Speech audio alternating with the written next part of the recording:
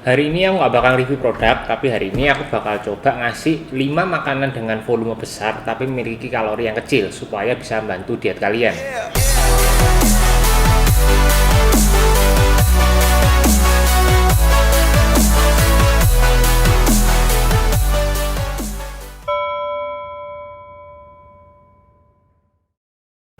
Inti dari pembakaran lemak itu kan defisit kalori, tapi seringkali orang berpikir kalau untuk defisit kalori, orang tidak boleh makan dengan volume yang banyak, dan malah cenderung menghindari makan. Padahal dengan menghindari makan dan menahan lapar, itu malah akan memperburuk diet yang sedang Anda jalani. Karena ketika kita lapar banget, dan kita baru mulai makan ketika dalam posisi lapar banget, kita akan cenderung makan lebih banyak dibandingkan dengan ketika kita makan sebelum lapar. Nah, di sini aku akan membantu kalian dengan memberikan kira-kira makanan apa sih yang bisa kalian makan dalam jumlah banyak, tapi volumenya kecil supaya bisa membantu kalian tidak kelaparan saat diet. Dengan makanan-makanan ini, kalian bisa tetap merasa kenyang, kalian bisa makan dengan jumlah yang cukup banyak, tapi kalian tidak perlu risau soal kalori yang didapatkan dari makanan-makanan ini. Karena makanan ini kalorinya cukup kecil kalau dibandingkan dengan makanan yang biasa konsumsi sehari-hari.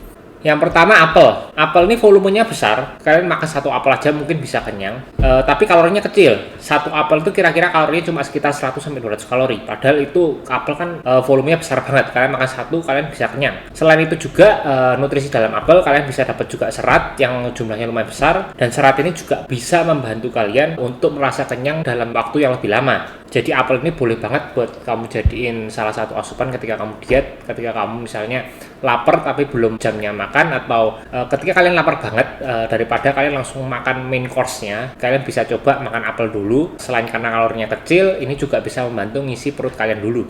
Nomor 2, kangkung. Sayuran favorit orang Indonesia ini ternyata rendah kalori, dan kalian bisa juga konsumsi kangkung ini dalam jumlah yang banyak. Bayangin aja, 1 kilo kangkung itu kalorinya cuma 190. Kalian makan 1 kilo lah sampai muntah-muntah itu kalau kalian bisa makan 1 kilo itu. Tapi ingat ya, jangan tambahin terlalu banyak minyak ketika kalian masak kangkung ini, karena nanti jatuhnya juga rendah kalori kalau kalian masak dengan minyak yang jumlah yang banyak, karena dia juga nyerap minyak.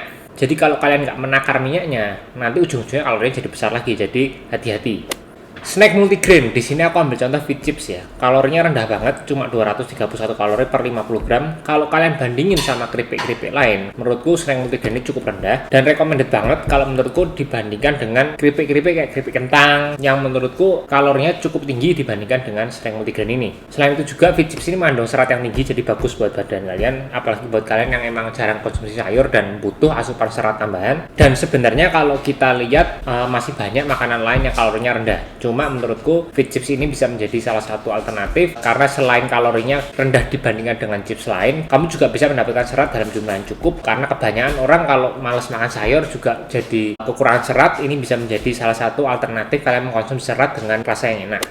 Nomor 4, protein bar. Nah, protein bar ini salah satu bisa dibilang snack favorit orang-orang yang nge-gym, karena namanya aja protein bar, jadi kayak roti coklat tapi yang tinggi protein. Kalorinya sebenarnya cukup rendah, dan menurutku kalau protein bar ini aku lebih rekomendasiin kalian untuk beli produk-produk yang made in lokal. Misalnya kayak Elemen Protein Bar, itu kan lumayan, proteinnya dapat 6-7 gram dan harganya nggak mahalan. Karena kalau untuk produk impor sendiri sebenarnya bagus, cuma menurutku harganya agak nggak worth it, karena satu protein bar impor sendiri bisa harganya bisa 40-50 ribu. Menurutku itu tidak worth it sih. Mending kalian ambil yang protein bar lokal kayak Elemen. Menurutku itu jauh lebih worth it. Kalian dapat protein juga dan harganya nggak kemahalan.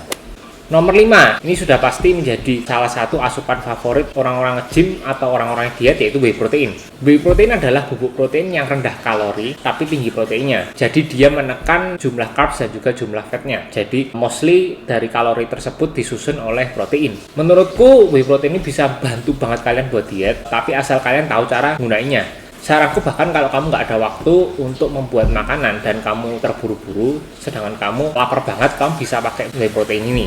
Dalam kondisi kalian kelaparan, kalian bisa coba konsumsi whey protein dulu sebelum kalian makan, supaya kalian tidak berlebihan makannya. Whey protein ini juga menurutku kalorinya rendah, cuma sekitar 100-150 kalorinya, jadi bisa banget buat bantu kalian diet dan bisa banget untuk membantu kalian menahan lapar. Tapi saranku, jangan gunakan whey protein untuk meal replacement terlalu sering. Jadi kalau dalam keadaan-keadaan tertentu, misalnya pagi hari kalian keburu-buru kerja, kalian nggak sempat buat sarapan, oke lah, boleh lah. Jangan juga dikonsumsi sampai menggantikan makan berat kalian sampai 2-3 3 kali sehari. Menurutku 1 kali untuk pagi hari, itu pun dalam keadaan terdesak, kalian tidak ada waktu untuk masak, whey protein bisa menjadi salah satu alternatif untuk kalian makan dan tinggi protein dan juga kalorinya rendah dan juga membuatnya praktis.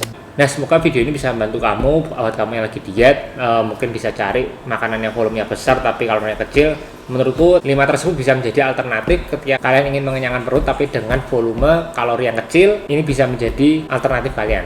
Semoga bisa membantu. Dadah.